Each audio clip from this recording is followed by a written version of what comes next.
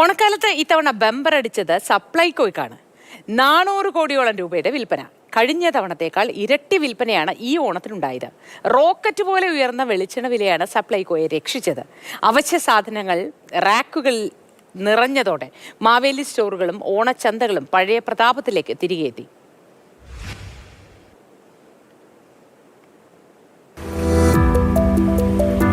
ഈ ഓണക്കാലത്ത് സപ്ലൈകോയിൽ പൊടി പൊടിച്ച കച്ചവടമായിരുന്നു. ഏതാണ്ട് 386 കോടി രൂപയുടെ വിൽപ്പനയാണ് ഉത്രാടം വരെ സപ്ലൈകോ ഔട്ട്ലെറ്റുകൾ വഴി നടന്നത്. 57 ലക്ഷത്തോളം പേർ സപ്ലൈകോയിൽ ഓണസാധനങ്ങൾ വാങ്ങാനെത്തി. അതായത് കേരളത്തിലെ മൊത്തം ജനസംഖ്യയുടെ ഏതാണ്ട് 4/1 പേർ ഇത്തവണ ഓണം ആഘോഷിക്കാൻ സാധനങ്ങൾ വാങ്ങാനെത്തിയത് സപ്ലൈകോയിലാണ്. വൻപയർ, കടല, ചെറുപയർ, തൂവര.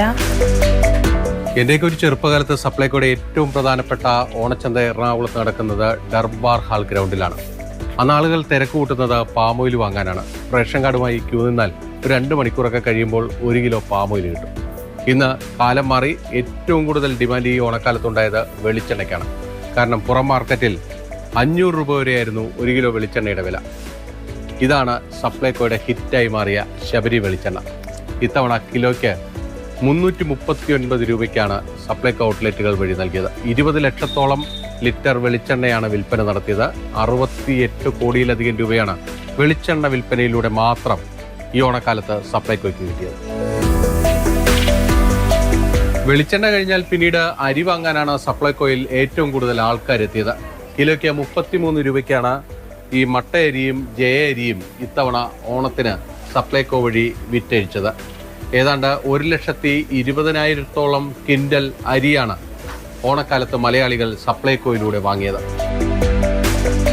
കുറച്ചു കാലം മുമ്പ് ഈ റാക്കൊക്കെ കാലിയായിരുന്നു. പക്ഷേ ഈ ഓണക്കാലത്ത് ഈ റാക്കുകളൊക്കെ നിറഞ്ഞു. ഇവിടെ സബ്സിഡി സാധനങ്ങളെല്ലാം തന്നെ കടല, പരിപ്പ്, പയറെല്ലാം ഉണ്ട്.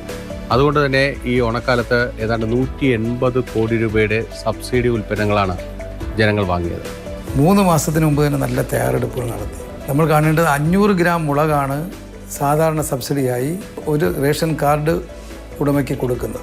ആ സ്ഥാനത്ത് 2 കിലോ മുളക് നമുക്ക് സബ്സിഡി റേറ്റിൽ കൊടുക്കാൻ കഴിയും. 1/2 ലിറ്റർ വെളിച്ചെണ്ണയാണ് സബ്സിഡിയായി കൊടുത്തിരുന്നത്. ഈ വില വർദ്ധിച്ച സമയത്തും നമുക്ക് 2 ലിറ്റർ വെളിച്ചെണ്ണ സബ്സിഡിയായി കൊടുക്കാൻ കഴിയും. 8 കിലോഗ്രാം അരിയാണ് നമ്മൾ സബ്സിഡി റേറ്റിൽ കൊടുത്തിരുന്നത്. അതിന് പുറമെ നമ്മൾ 20 കിലോ കൂടി കൊടുക്കാൻ കഴിഞ്ഞു.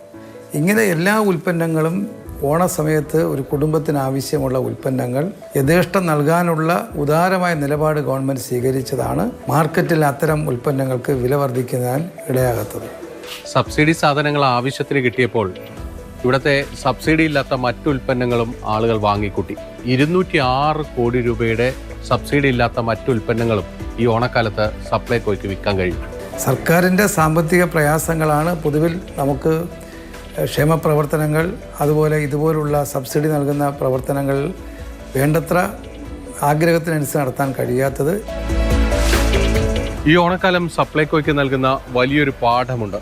ഈ വിലവരപ്പെട്ടിയിൽ കാണുന്നത് പോലെ സാധനങ്ങൾ നിറഞ്ഞു നിന്നാൽ ആളുകൾ വീണ്ടും സപ്ലൈകോയിലേക്ക് എത്തും. ക്യാമറമാൻ സുജോയ് എഡ്വേർഡിനൊപ്പം ബിനിൽ, മാതൃഭൂമി ന്യൂസ്, കൊച്ചി.